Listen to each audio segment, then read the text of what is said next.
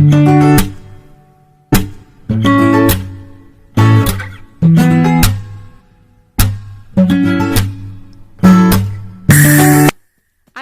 chingus. Hi everybody, and welcome to a brand new episode of Annyohaseyo Naija podcast.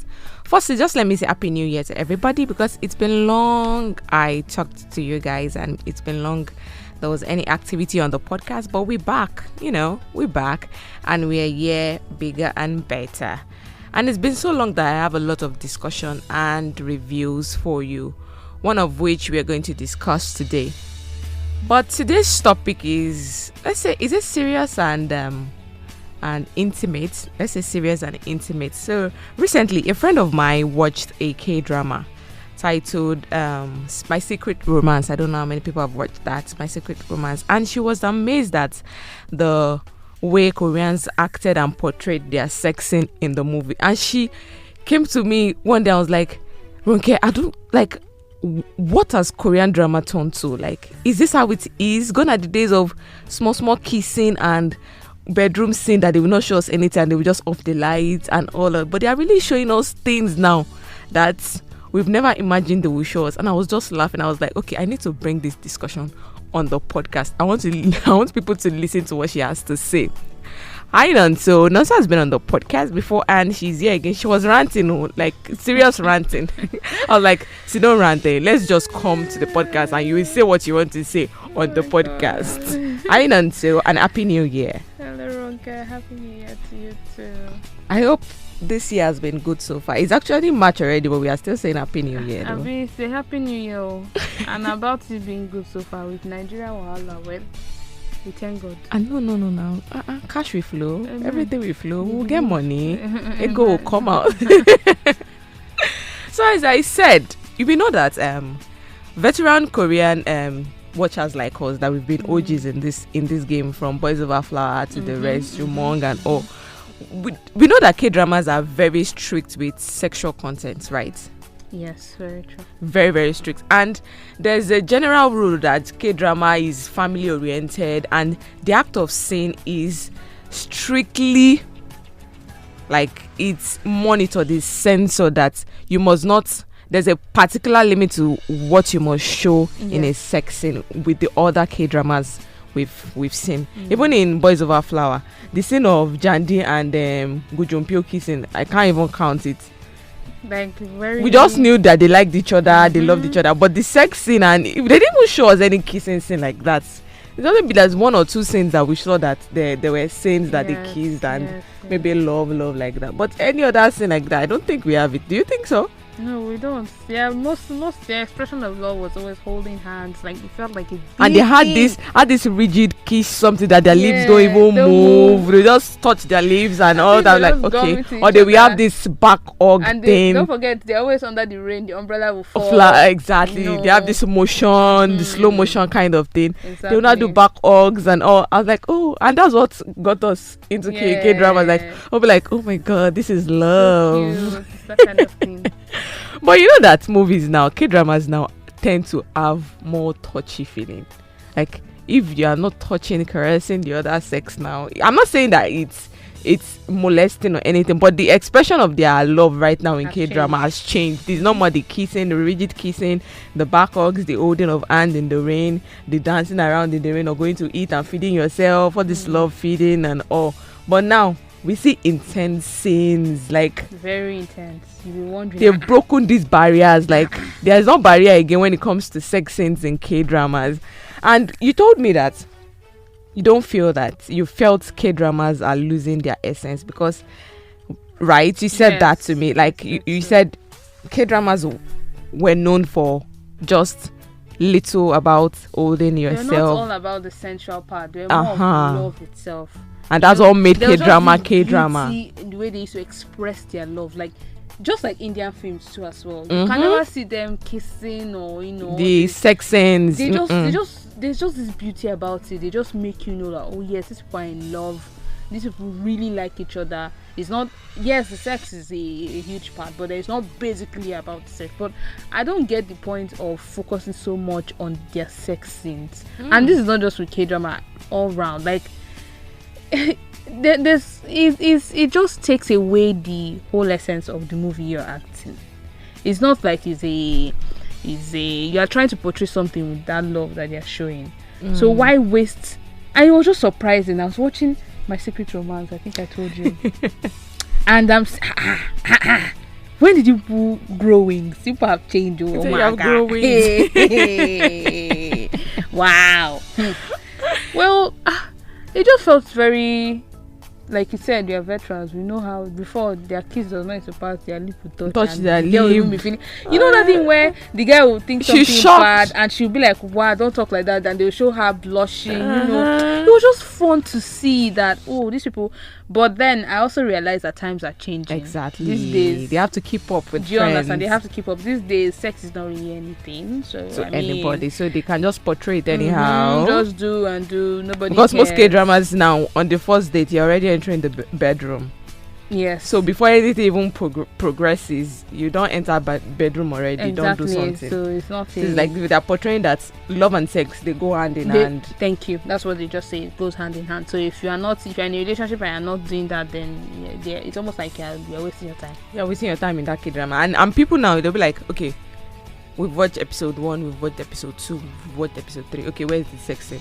That's the next thing. Most people are looking for that, so they are trying to sell that. But me, I believe, like I said, there's just that beauty. Like, imagine how it used to face them that they are holding hands, like this giddy. It just gives them this giddy holding hands, hug from the back. That's why you see how they'll put so much attention into that. Okay, maybe she wants to fall, or little things like buy her. You understand? Buy her gifts. You know, they spend quality time together, quality time talking and getting to know each other. But now you see that the first thing, they're already jumping themselves. I'm like, okay, people, calm down. This is not what Korean people were telling us before. This is not how their love is to be. And that's why, as much as I'm not a fan of Indian movies, I still respect the fact that they take that thing as a big deal. A big deal. Even married couples, they will never show you that they are doing anything in Indian movies. But I go against that opinion, because I watched an Indian movie recently. Not the series, not the series they show on DSTV and co. Not the Gangas and all. But this one is standalone. And they actually showed the beginning of the sex scene. Oh wow! Okay. Where the lady was caressing the guy, but the thing they didn't show us the full thing. They just showed the girl caressing the guy, and the camera panned to the door, to the shadow, to the wall. That is even better. Then they took us outside. Then we knew, okay, something happened. You can do a build up for us when they are kissing, and then you move. But then when you see movies that they have to go into detail and you have to see from beginning to the end. Not be blue film now. I did not sign up to watch a blue film. If I wanted to, I would go to where I want to. But a movie that you have taken away the storyline for me. Especially when it's now recurrent, you're always having that the same thing over and over again. Auntie, are you selling me a movie or you're selling me porn? Actually, there are some K-dramas. I actually listed them out. Like, there are 5 K-dramas that I've watched, and I felt like they went to the extreme when it came to their sex scene. Number 1 of which was I don't know if you watched Nevertheless. I've seen it, or I've not. You've not really gone the. Yeah. Like, I don't get. That's where the famous quote came. Do you want to go and see butterfly? You know, Koreans, if they want to tell a lady that, will you come with me to go home and have sex? Like, do you want to have ramen? Yeah, like, do you want to have noodles? Yeah, but and the girls will do. I can never forget what's wrong with Secretary Kim when he said that, and she's like, "Do you understand what you meant? Do you understand?" Like, she was like, and he's like, he was so happy at the fact that he has an innocent girl. Like, it thrilled him even more, and he made him want to get to know her better. That this girl is running away from this kind of thing. Do you get? But now this one said, "Do you want to go and see butterfly?" That was his punchline in Nevertheless, and that film showed us every single thing. Oh my God, it showed us, and the guy was a red flag. The guy was a big red flag, but they kept showing the girl falling in love. I know we can't always determine who fall in love with, but the sex scene was something for me. And the second one was My Name. This one was even action packed, but they gave us almost towards the end of the movie, they gave us a vivid sex scene of the hero and heroine. Then the third one, It's the Sport. There's actually another title for it on Google, because when I was looking for it, I didn't see It's the Sport. I saw Fanta G Sports. Okay. So when I saw Fanta G, so I was like, okay, you already told me what I'm about to watch with the title, so I'm not surprised. But I still went ahead. I watched it too. I actually watched it because it was a movie about podcast about women finding their G spots, like women understanding that they can be pleasured too, that they have to find pleasure during sexing, like during your sex with your partner. You have to find pleasure. It is not for your other partner. That was what the podcast was about, and the film was based on that. And they showed us, oh my god, I don't know if they used stunt double for the girls. My dear, it's a South Korean. The lady in the movie is an ex K-pop star. So I was actually surprised when she did a movie like that. Annie, she's from Exceed, the group Exceed. So I was actually surprised when she was doing it, because she's the type of lady that she's conservative in her other movies. Even in real life, when I watch her interviews and fan cam, she's very reserved. But when I saw her in the movie, I was like, okay, are you trying to step out of your comfort zone and do something serious? But this is actually very serious to me. And these two other ones, okay, the last one, not the second to the last one, I'll say, is Word of the Married. That one is a very messed up film. It's about, I'm not even capping. I'm very sure anybody listening to me now will even ease when they hear Word of Married. That film messed with my brain. Like I had to sit down and like dissect that movie. Like it's like Penthouse. If you tell me, have you watched Penthouse? Like asking me, have you watched The Word of the Married? Penthouse had season 1 to 3. They were killing themselves and they were resurrecting and and killing themselves. Some storyline. So the storyline was epic. I was like, okay, what else do you want to show me? That's another one. And the last one for me is Somebody. I actually heard that. I told you. Didn't I tell you about that Somebody? As in, when I was done, it has just 7 or 8 episodes. Girl, when I was done with that movie, I had to reevaluate my stance on Korean dramas. I was like, Korean dramas, Koleto now. When did we get here? When? Like, there was even one I watched. I can't remember that movie. Maybe because of how much I was just, for the life of me, I can't. But it was more of, it was set in the olden era. And then, funny story. There was sex in there. Yes, the king was in love with his without calling him Kosha, his right hand man. So it's like a BL. Yes, he will sleep with and they will show us. He act like when I said I'm not watching it again. It's not even about whether he's bio, but like, why am I seeing vivid scenes of? I mean, some people will like it or like. Actually, some people like really appreciate it. But to me, like, why are you showing me vivid from beginning to end? You're showing me how it's even the way they are. Give it. I can't.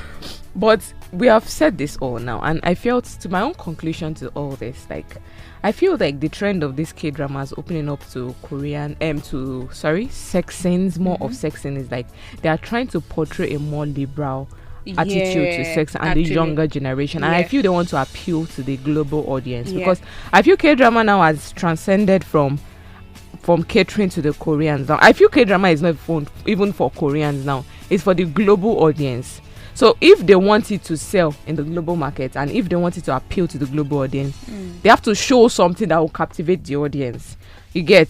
So I feel they are doing that towards being more open to the liberal world. And I feel if you even want to be open, please let there be a limit to it. You get it. There should be a limit. As much as I enjoy seeing love between a female and a male in K-drama, and I feel, oh my god, this is love and I'm very happy about it, but I have my own limits too. I feel like, okay, you're taking it to the extreme if you show me this part of you're basically showing me a blue film, like, okay, it's a blue film you're about to show you now, and you understand, you have to go like, you along can still with. show like, for example, Love to Hate You Now. That film, amazing, by the way. Please, you should. If I've not watched it, then you are doing a very. You're dulling yourself. Like, look at the part where they now told it, where he told her that he loves her. Like, they didn't show us what they did. Of course, we know that. We know exactly. But they just made it so.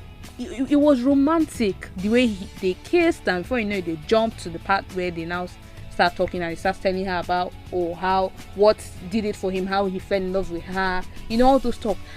Like, you can still do that and don't have to go all the way to. She didn't even pull her clothes. I didn't even see anything. Actually, we didn't see anything, but we know something happened. Of course, we knew but that they didn't show us, and we're happy about it. Like, okay, yes. They showed us from the kissing from the parlor all the way to the bedroom, and they closed the door. Perfect, beautiful. But then why do you not have to show us everything? And the storyline was not diminished. Actually, it's actually achieved what it wanted to show us, from a love to from a hate to love relationship. Like, and they balanced it out. The sex scene was balanced. The love they were trying to portray was balanced. But when you are having a movie and the sex is even more than the dialogue in the exactly, that's it's messed up actually. Exactly. And we call UK drama for a reason. You are not American movies. You're not Italian movies, and they're not Thai movies. I'm very sorry, but if you really want to watch sex scene, now Thai movie should go watch those ones. They don't even get. They don't have demarcation in their kidney again. As long as they're doing I'm not against it, but if you really want to watch it in a Thailand movie, you go watch. So this discussion we've had today, wrapping it all up, do you feel it's positive or negative? Because according to my own opinion, I feel like it's positive and it is negative. As much as they are trying for inclusion in, and even in women equality, you feel that women should have a say in what they want to portray. Like that fantasy sport, I felt, apart from the sex scenes, there are some lessons I actually learned from, and even from a female point of view, I learned some lesson from it. But I feel it is positive and a negative. What do you feel about it? Well, like you said, positive because they are trying to break out from that. That shell. That shell that people put them in. Most guys don't like K-drama because it's about the guys that are fine. You understand? So yes, they're trying to be liberal now, more liberal, so everybody can key into it. But then negative in the sense that it's like they're losing their essence for me. The whole point. Imagine if as a child I was watching Boys Before Flowers, and I'm seeing that kind of thing. Like, what are you supposed to be teaching me? And they have to also take into consideration that most of their fans are teenagers actually. Is now that you see grown adults. Good, watching K-dramas now. They started from small. That's when they're watching. You can't really grew on them. The middle age or the older ones just watch K-drama, except a teenager. You've built the interest from a very long time. You like I said, you can have those scenes, but you don't have to be. You have to be able to differentiate. Are you doing a sexual movie, or you are doing a movie that has a balance? Like I said, it's not porn. If it was porn, I know that yes, I'm coming here to watch porn, so whatever I see, I take.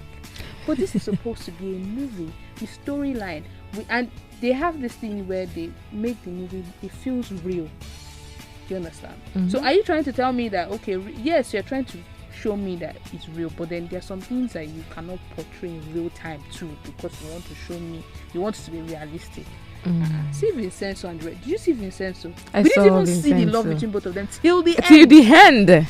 Actually, they didn't show us anything. The end. They focused on the whole storyline that is yes for revenge. That is going to get his revenge. Love was brewing between both of them. But there was no sleeping with you.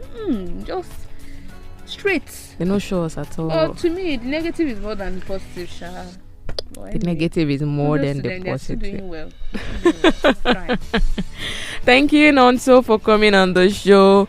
And to wrap it all up, guys, I'll just ask this simple question. Do you think this free progression towards sexual discourse in K-drama should be considered a positive thing or a negative thing to its viewers?